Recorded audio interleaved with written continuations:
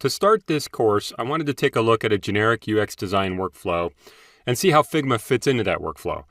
I also want to discuss the Figma feature set and mention just a few things that set Figma apart or that might be a little different, and also show a bunch of the current tools that compete with Figma for your projects.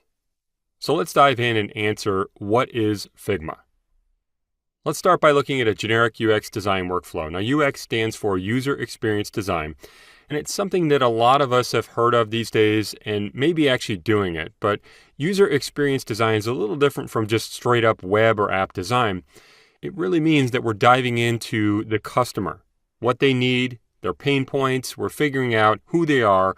We're doing a lot of things like research, different types of research that is. We're creating what are called personas to find out who that generic customer is.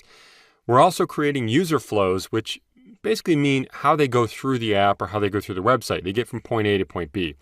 We're taking all that information and then we're starting to wireframe. We're creating low fidelity wireframes, which are usually like gray boxes and text and things like that, where we don't care about imagery, colors, fonts, or full-fledged designs, or both. Then we're creating a working prototype. We're trying to figure out, okay, before we build this widget, maybe an app, maybe a website, how can we make it to where people can test it out on device? They can tap on a button and go to another screen, for instance, and actually get a feel for how it's going to work. We can then share it with people, test it, gather feedback, and then start to iterate or make changes based on the feedback we receive. And finally, we're going to go out and build. Now, this is really generic.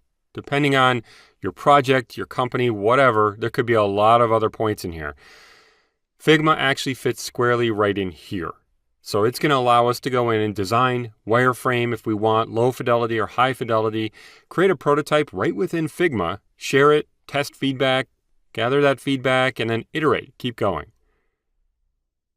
I just wanted to mention that there are a lot of tools out there for designing, prototyping, sharing, essentially UX design.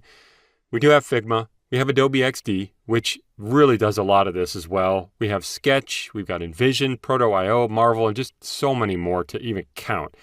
But I just wanted to make you aware that there are a lot out there. Figma is just one tool that we can use. Figma actually calls itself a collaborative interface design tool. Now, what does that mean? It just means that people are using it for UX design, for websites, for apps, that type of thing, but we can share it, we can create a prototype right within the tool.